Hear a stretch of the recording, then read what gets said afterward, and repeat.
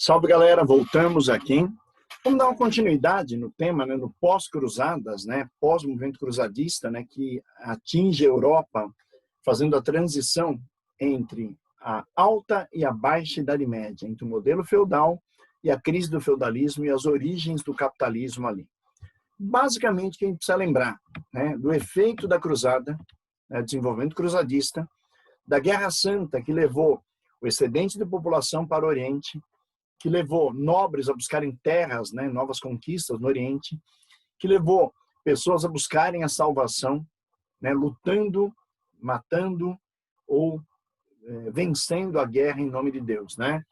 Galera, cruzada, como a gente observou, acabou não dando certo. O movimento cruzadista não alcançou o objetivo esperado ali. Das 8 cruzadas oficiais, das 2 não oficiais que ocorreram no período, os cristãos apenas conseguiram tomar Jerusalém por 2 vezes, né? A Terra Santa foi ocupada por 2 vezes apenas, e na maioria das vezes, né, como vocês observam, os muçulmanos mantiveram o controle, levaram a melhor, né? E isso acabou sendo retratado de uma maneira muito ampla na cinematografia, né? O cinema tem muitos filmes falando sobre a Guerra Santa, sobre a Cruzada, né? A gente pode citar o próprio filme A Cruzada, que foi citado já em outra aula, Robin Hood, que fala muito da história de Ricardo Coração de Leão, pós-cruzadas ali. Nós temos, além de A Cruzada e Robin Hood, nós temos, né, filmes como Caça às Bruxas, que é um filme que viaja um pouquinho na maionese ali, né? Dá uma visão meio surreal do mundo medieval, mas trabalha muito a ideia do que era a Guerra Santa, o que era lutar, morrer e matar na Guerra Santa ali. Bom, resultado da cruzada que nós comentamos. Abertura do Mediterrâneo, ou reabertura do Mediterrâneo, na verdade, né, que foi fechado durante um bom tempo de domínio muçulmano ali.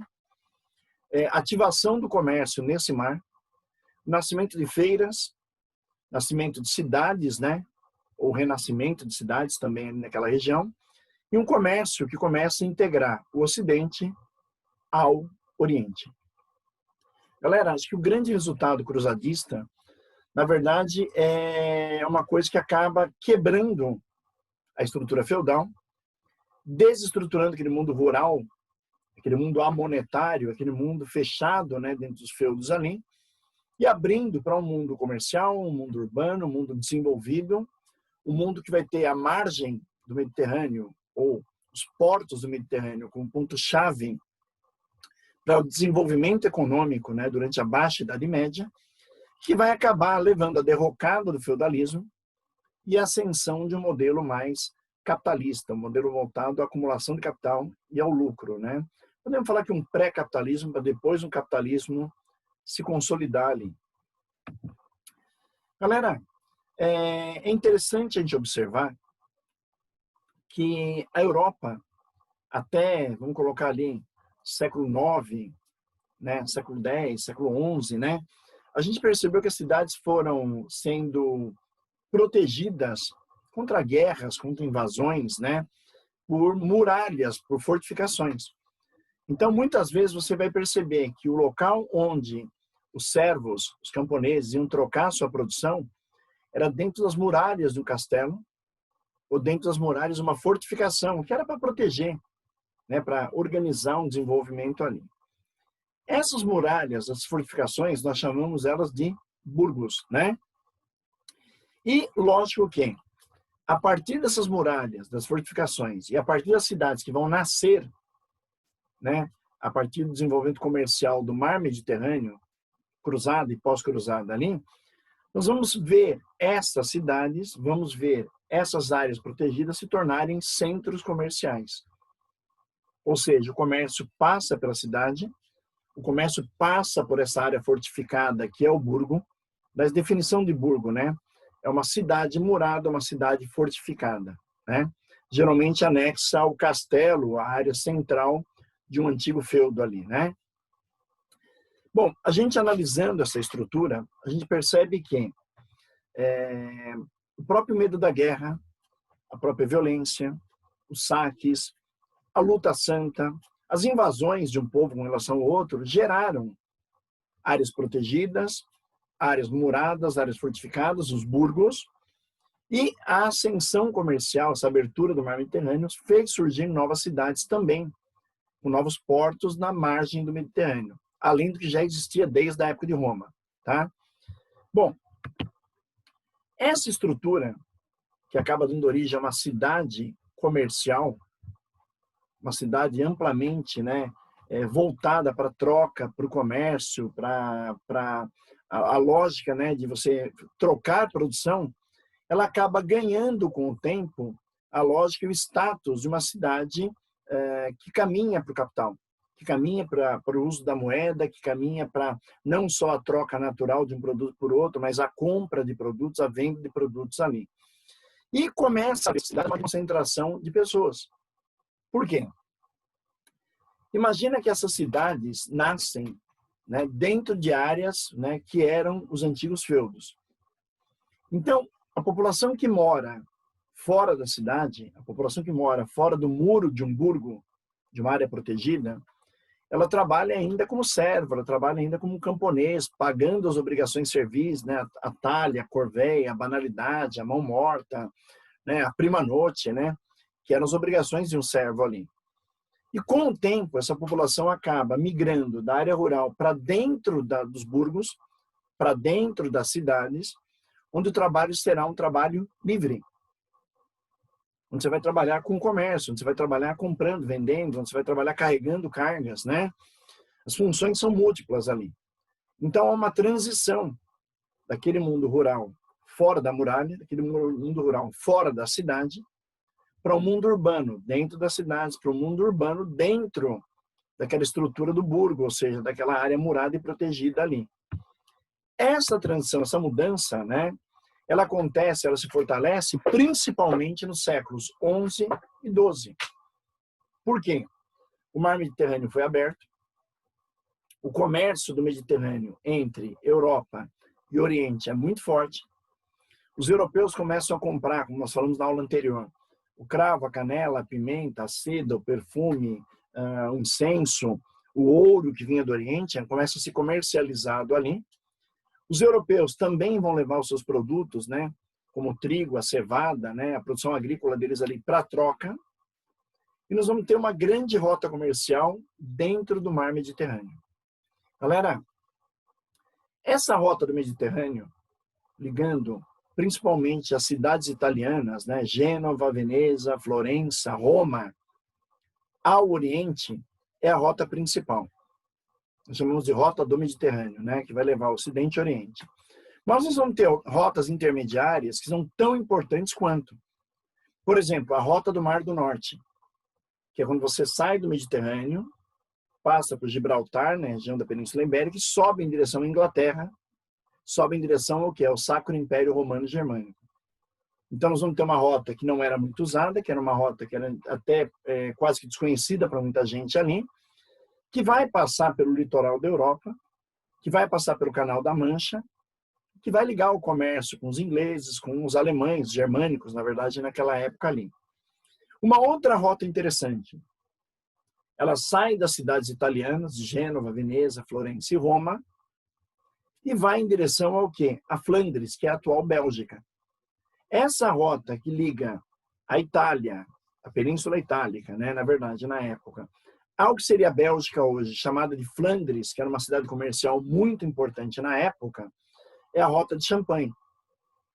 Então, você observa que nesse crescer, nesse expandir de rotas comerciais, nós temos a rota do Mediterrâneo, ligando as cidades italianas ao Oriente, a rota do Mar do Norte, ligando as cidades italianas, o Mediterrâneo, à Inglaterra e ao Sacro Império Romano Germânico, futura Alemanha, e a rota de Champagne, que é uma rota por terra, que liga as cidades italianas a Flandres, atual Bélgica, né, onde você tem um comércio muito forte, muito evidente ali. É claro que a gente precisa pensar que não nasce de uma hora para outra, são séculos de Guerra Santa, e depois o século XI e o XII, onde esse comércio cresce, ocupa o mar, desenvolve cidades, desenvolve dentro dessas áreas protegidas, que são os burgos, né? O nascimento de uma área comercial importante, onde o comércio pode ser feito tranquilamente, porque ele está protegido pelas muralhas do burgo. E lógico que um comércio que vai abranger o Mar Mediterrâneo, o Mar do Norte, que leva até a Inglaterra e a futura Alemanha, o Sacro Império Romano-Germânico, e a Rota de Champagne. São 3 principais rotas de comércio: Mediterrâneo, Champagne, Mar do Norte. Ok? Isso me faz lembrar de um ano, de uma questão de vestibular de segunda fase, que enlouqueceu os alunos, né? A FUVEST, num determinado momento no vestibular, ao montar uma questão sobre esse tema aqui, sobre as rotas comerciais nascidas a partir das cruzadas da Guerra Santa, né? Ela questionou, né, quais eram as rotas comerciais, para onde elas iam, e o aluno tinha que saber o nome da rota e qual era o caminho da rota. Galera, toda grande rota comercial sempre sai da Península Itálica. Sempre sai das 4 cidades que eu citei, que ressurgiram ou nasceram com o comércio, né, durante as cruzadas. Ó, Roma, Veneza, Florença, Gênova, 4 grandes cidades. E dali a rota vai em direção ao Oriente, Mediterrâneo, ao norte da Europa, o Mar do Norte, ou a Bélgica, Flandres, que é a Rota de Champagne. E o aluno tinha que escrever isso na prova, né? Você imagina a dificuldade que nós tínhamos, né, na época, do aluno conseguir lembrar, porque a gente não gosta de trabalhar com a decoreba. A gente fala para o aluno pensar, na verdade, na estrutura, no momento, no que está acontecendo ali. Então, esse tipo de questão meio decorativa, que obriga a lembrar nomes, locais e tal, às vezes pode ser muito bom, para ajudar você a pensar nos caminhos criados após o quê? A cruzada, após a Guerra Santa, e como o comércio se espalhou na Europa, e como o mar Mediterrâneo voltou a ser um mar importante, né, depois do período feudal, né, onde o mundo feudal começa a desintegrar, e onde esse mundo urbano comercial começa a florescer, começa a aparecer com uma maneira muito forte ali, né?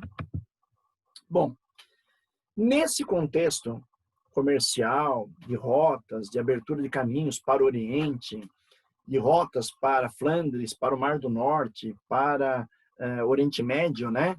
Nós observamos que aparece a figura de quem? Do mercador, do comerciante. Esse mercador é o cara que vai, de certa maneira, né, trazer o produto, levar o produto, transportar nos seus barcos o comércio, entregar nas cidades, entregar nos burgos esse comércio, né, e fazer essa venda, essa estrutura. E isso para ele é uma coisa interessante porque isso gera para ele lucro. Uma coisa que, veja bem, gente, no feudalismo a gente nunca falava em lucro. Por quê? Porque no mundo feudal era uma economia de subsistência. Era uma economia de sobrevivência, na verdade. Produzia-se para comer, produzia-se para pagar tributos. Não existia moeda, né? E, de repente, esse comerciante indo e vindo, esse mercador, levando produtos, trazendo produtos, ele acaba obtendo um lucro gigantesco.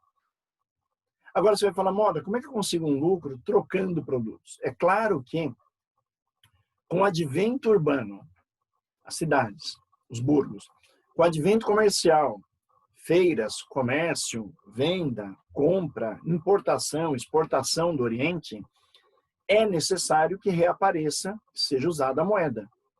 Então, é necessário que se crie uma economia monetária, e aí você vai falar assim, mas poxa, como é que a gente consegue manter uma economia monetária se vem moedas do mundo árabe, se vem moedas do mundo europeu, se vem moedas do norte da África, por exemplo? Não há uma moeda única. As moedas circulam quando elas são criadas ou recriadas naquele momento ali, dentro do comércio das feiras, das cidades, dos burgos que nós vimos aqui. E aí, lógico, que nós vamos ter que ter uma figura importantíssima nessa história toda, desculpem, que é o cambista. Cambista, o que é um cambista? É o cara que faz o câmbio, é o cara que troca a moeda, é o cara que facilita a atividade comercial, né? A gente pode até dar um nome interessante para ele, você vai achar bem interessante, né? Todo mundo tinha bancas nas feiras medievais, dentro das cidades ou dos burgos que a gente falou, nas cidades fortificadas ali, e você ia lá vender.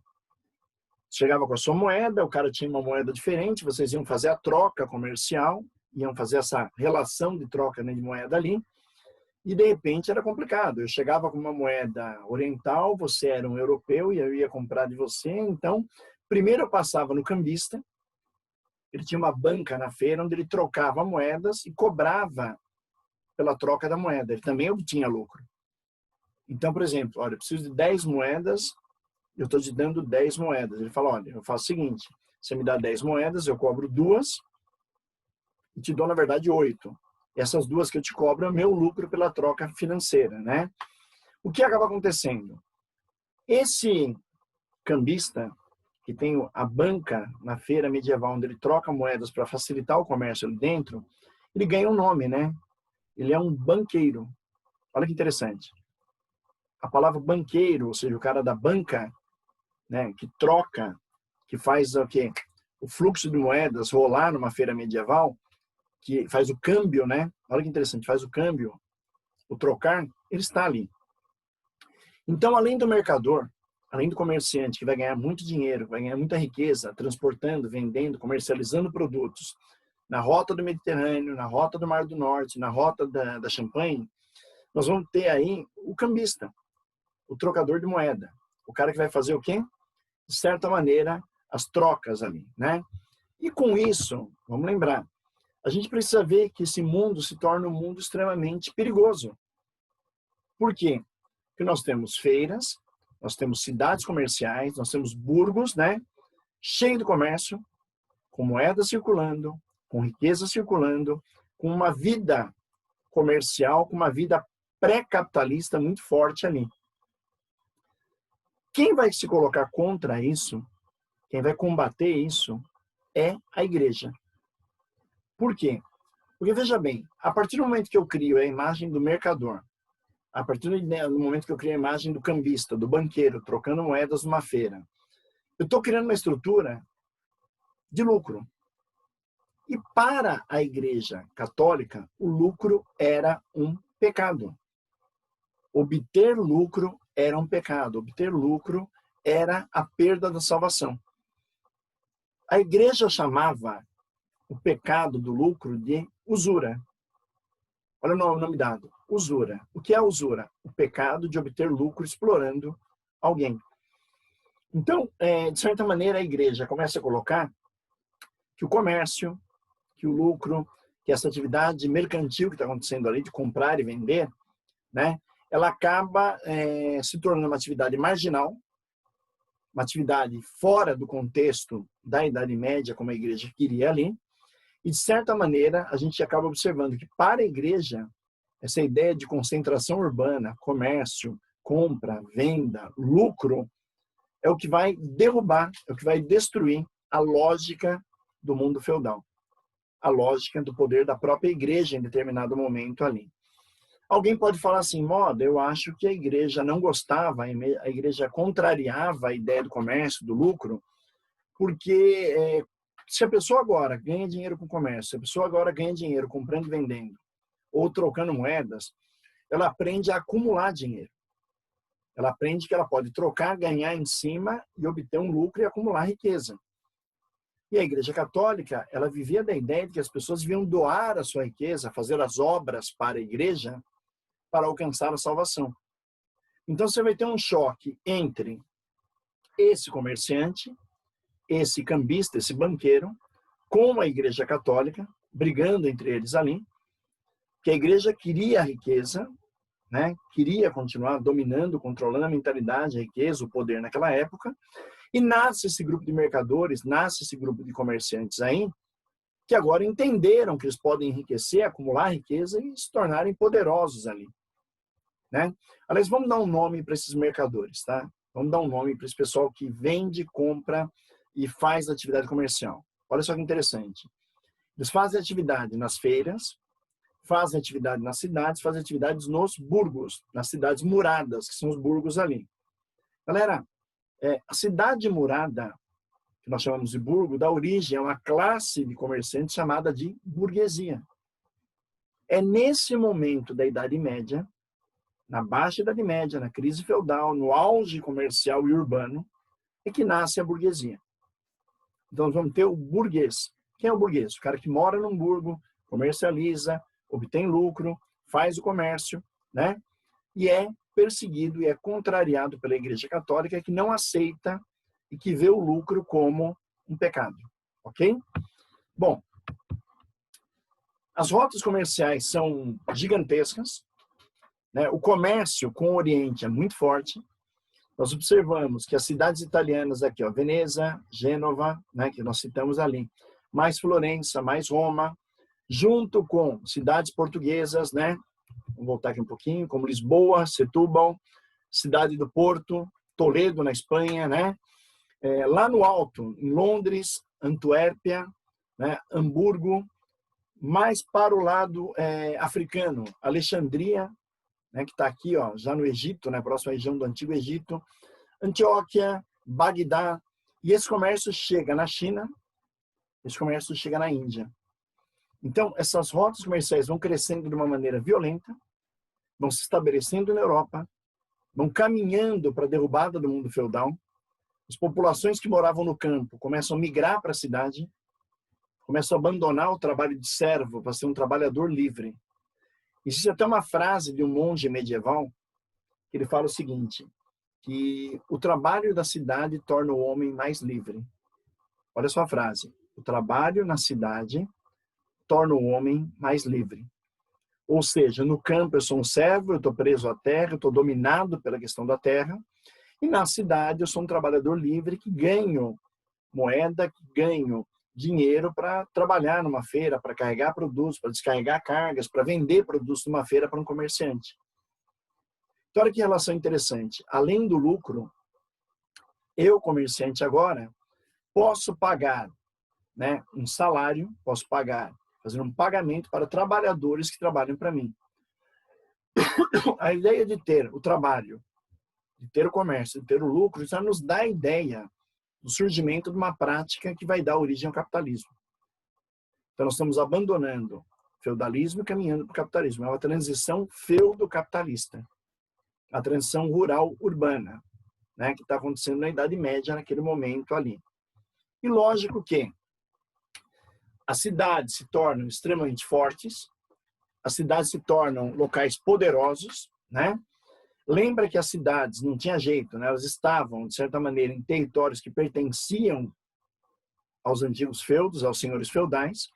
Então, para poder comercializar, para poder vender, para poder continuar mantendo o poder comercial na cidade, você tinha que, de certa maneira, fazer um acordo com o senhor feudal, ou seja, negociar com ele para que a cidade se tornasse autônoma, que ela pudesse comercializar, mesmo estando nas terras de um senhor feudal. Aliás, toda a terra tinha um senhor, né? Então, não é diferente para uma cidade medieval. E aí, lógico que, qual que era a lógica que você tinha que usar naquele período? Negociar com o senhor feudal uma carta de franquia. O que é uma carta de franquia, né? O que é isso, na verdade? É uma coisa interessante. Você negocia com o senhor feudal a ideia de que, pagando para ele um imposto, um valor, seja mensal, seja anual, o senhor feudal daria autonomia para você continuar comercializando, vendendo, comprando, fazendo negócios na cidade. Então, era necessário, com o senhor feudal, uma carta de franquia. Ter uma cidade franca, uma cidade aberta, né? E essa cidade aberta, cidade liberada para o comércio, você alcançava ela de duas maneiras. Ou negociando com o senhor feudal, ou comprando a autonomia da cidade, pagando para ele o tributo, pagando para ele o imposto, para a cidade continuar trabalhando autonomamente ali, ter a liberdade de trabalhar, ou, infelizmente, fazendo uma guerra e separando a cidade, né? Então, a gente tem um problema, né?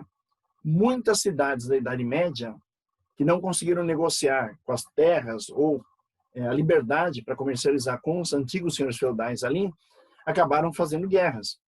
Então, ao invés de ser uma cidade franqueada, uma cidade que o senhor feudal recebe para deixar a economia capitalista funcionar ali dentro, você vai ter a formação de comunas. E aí você fala, mas o que é uma comuna? É uma cidade que se tornou independente do mundo feudal através de uma guerra. Então, duas maneiras de você fundar e organizar a sua cidade. Negociando com os donos da terra, negociando com os antigos senhores feudais, ou rompendo definitivamente com eles, fazendo uma guerra e tomando essa cidade e isolando a cidade numa comuna. Essa é a base para você ter a autonomia das cidades ali, né? Bom, o que vai acontecer com essas cidades? O comércio começa a crescer, né? Não é assim, olha, eu vendia 10 camisas numa cidade feudal. numa cidade, perdão, que está nascendo dentro desse mundo feudal que está em decadência, né? Com o tempo, com a amplitude do comércio, com os barcos que vêm e voltam, com o Oriente e o Ocidente vendendo e comercializando ali, eu vou deixar de vender 10 e vou passar a vender 100 camisas. Só que tudo era muito artesanal. Quer dizer, eu fabricava o tecido, eu cortava o tecido, eu costurava o tecido, eu fazia a camisa e eu ia na feira vender essa camisa. Era um produto feito artesanalmente, ou seja, por uma única pessoa. Com o passar do tempo e com o crescimento das cidades, foi necessário montar fábricas.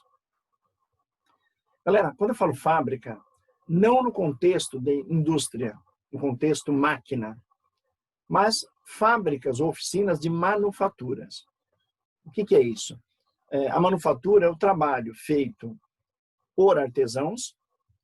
Ao invés de fazer o trabalho individualmente, eu vou fazer o trabalho coletivamente. Vou dividir funções, né? Um faz o tecido, o outro corta, o outro monta, o outro costura, o outro vende, né? E nós vamos criar as oficinas medievais, né? No começo, um trabalho ainda artesanal, mas com o tempo começa a se criar um trabalho de manufatura, de produção em escala, né? Qual é a vantagem disso? Qual é a vantagem de juntar vários artesãos num lugar só e começar a produzir como se fosse uma linha de produção, cada um fazendo uma parte do processo ali? Galera, primeiro, a produção será mais rápida. Segundo, a produção mais rápida, ela também será padronizada, porque cada um faz uma parte do processo, repetindo essa parte do processo o tempo inteiro ali, né? E o lucro será maior. Só que ainda nesse momento aqui, se a gente for analisar, né, a gente tem que lembrar que o lucro, o dinheiro que vai chegar, a riqueza que vai chegar dentro das oficinas, ele acaba sendo partilhado entre os artesãos ali. Então, nós vamos ter uma oficina artesanal, onde eu tenho, de certa maneira, né, um mestre, que é o líder da oficina, os aprendizes, aliás, perdão, um mestre que é o líder, os oficiais que sabem trabalhar, que têm a prática, os aprendizes que estão aprendendo, estão entrando no processo ali, e os jornaleiros. O jornaleiro é o cara que só trabalha por jornada, por isso o jornaleiro. Ele não trabalha o tempo inteiro, só quando requer uma produção maior, aí chama o jornaleiro para ele completar a mão de obra e fazer a produção. Quando a produção cai, esse jornaleiro é dispensado porque ele trabalha não efetivamente ali, mas apenas por jornadas, por períodos, né? Galera, dessas oficinas medievais, dessas fabriquinhas de manufaturas da Idade Média, nascem o que nós chamamos de corporações de ofício. Tá? O que é uma corporação de ofício? Um grupo de artesãos que produz, né, dividindo o trabalho, dividindo funções ali, e realizam um ofício, a palavra ofício, trabalho. Então, existe a corporação de artesãos têxteis, existe a corporação de construtores medievais que vão, na Idade Média, em determinado momento, fazer as igrejas góticas, que eu comentei com vocês em História da Arte.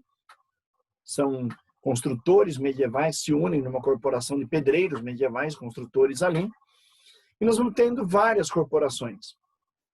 Ou seja, como se fossem várias empresas formadas por artesãos, por mestres, por aprendizes, que vão trabalhar juntos ali, fazer as manufaturas, aumentando a produção, dominando a produção de uma cidade, monopolizando toda a produção de uma cidade, né? E, de certa maneira, controlando o comércio local. Então, cada cidade vai ter as suas corporações, cada cidade vai ter esses grupos, né, dominando a produção dentro da cidade, dominando basicamente o comércio dentro da cidade e controlando, né, a vida econômica. Então, preciso lembrar sempre que das oficinas medievais nascem as corporações.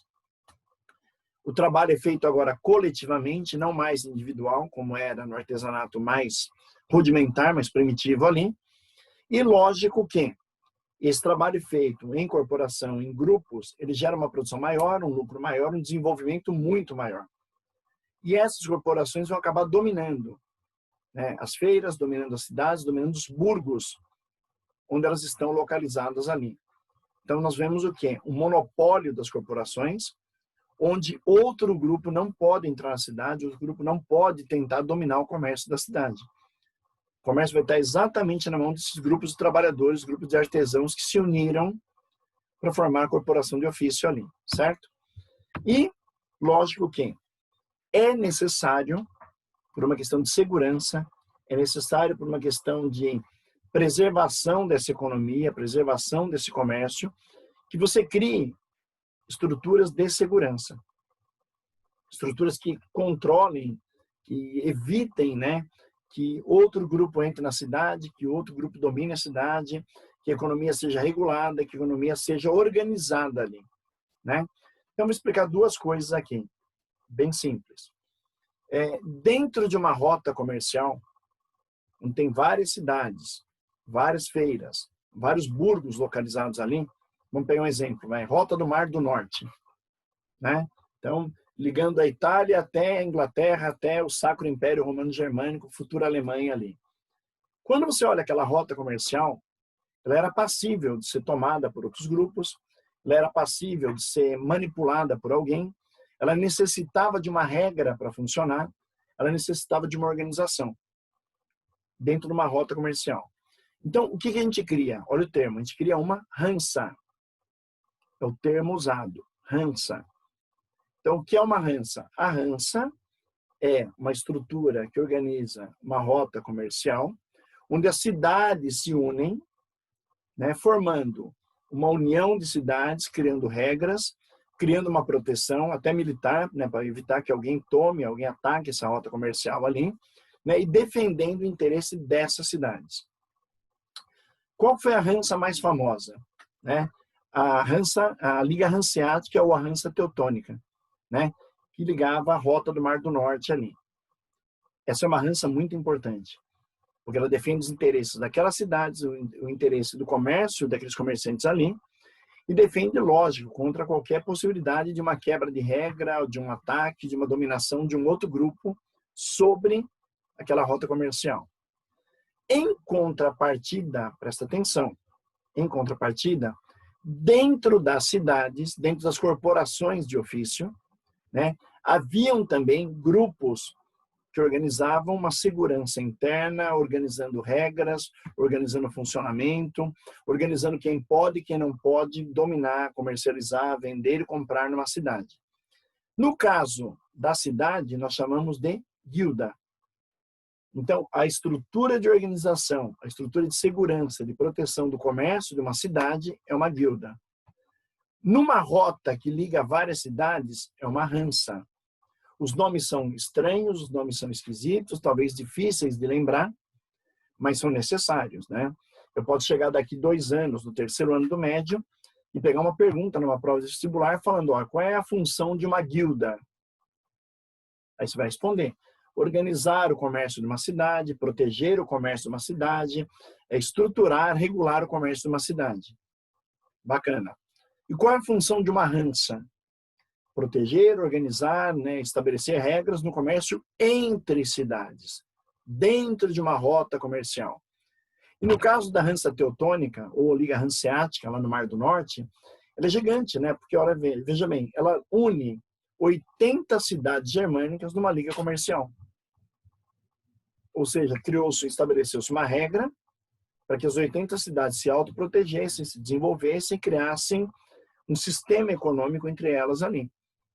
Então, voltando, repetindo mais uma vez, dentro de uma cidade, as regras, a organização, a segurança é feita por uma guilda, uma liga de comerciantes, tá? Numa rota comercial é feita por uma Hansa, que é uma liga de cidades comerciais que se unem para proteger a sua própria economia, proteger o seu desenvolvimento ali, ok? Basicamente, o que a gente entende então? Que as cruzadas geraram nascimento de feiras, as feiras evoluíram para o renascimento ou construção de novas cidades, algumas se estabeleceram nos burgos, que eram as cidades muradas, próximas aos castelos medievais ali. O comércio muito forte, o comércio muito intenso, acabou levando um desenvolvimento muito grande ali. O reaparecimento da moeda, né, da economia monetária, leva ao surgimento, além dos comerciantes, né, dos mercadores, né, aparecem os banqueiros, os cambistas, trocadores de moeda que obtêm lucro ali.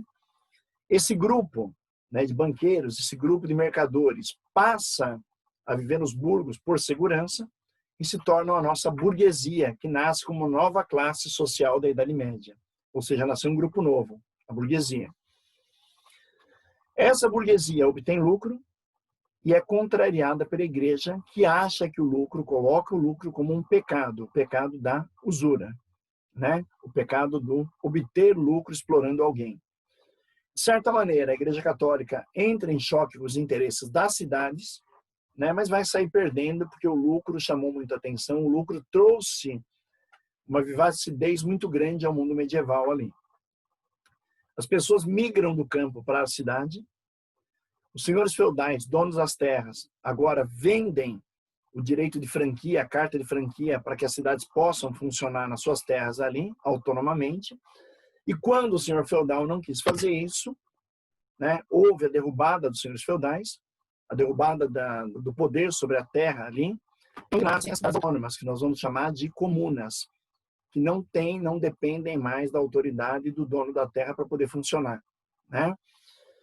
As rotas se estabelecem, se fortalecem, o comércio cresce, né? As oficinas medievais começam a aparecer, nascem as corporações de ofício dominando o comércio da cidade, né? Organizando a vida, né, das manufaturas, da produção, da construção de um mundo comercial urbano ali. E, de certa maneira, as cidades precisam de uma proteção. Nas rotas comerciais, as ransas, que protegem, fazendo acordos entre as cidades de uma rota comercial. E dentro de uma cidade, na estrutura de uma cidade medieval, nós vemos o que é as guildas, que são ligas de comerciantes organizando a vida na cidade, a segurança, a estrutura comercial da própria cidade ali. E aí nós vimos uma transição violenta do mundo medieval para o mundo urbano, do mundo servil, do mundo da servidão para o mundo do capital, né? Então, essa transição feudo-capitalista, onde o feudalismo vai caindo e onde o capitalismo vai se fortificando, é o que vai dar o tom da crise que vai levar ao final da Idade Média e ao final do mundo feudal. E aí nós podemos entender o que é, finalmente, a Baixa Idade Média, e a crise do feudalismo que começa a partir de toda essa lógica das cidades, do comércio, do desenvolvimento, que nascem desculpem, a partir das cruzadas, que se fortalecem no século XI e XII, dando origem a um renascimento urbano, a um renascimento comercial na Europa. Beleza? E aí nós temos a lógica de todo esse modelo que vai ser mudado, que vai ser adaptado ali. A partir desse momento do enfraquecimento do feudalismo, nós vemos os reis começarem a concentrar poder, os reis começaram a fortalecer o seu poder e esses reis se aproximando cada vez mais dessa burguesia, desses comerciantes ricos que nasceram nas cidades, e nós vamos ter uma prática nova. Em vez de um mundo descentralizado com o feudalismo, nós vamos ter um mundo essencialmente centralizado com a ideia do absolutismo, que é o tema da nossa próxima aula, é a formação do absolutismo e a criação dos grandes reinos, né, que vão surgir durante o período medieval, como a Espanha, Portugal, França e Inglaterra. Tá? Teminha da nossa próxima aula, galera.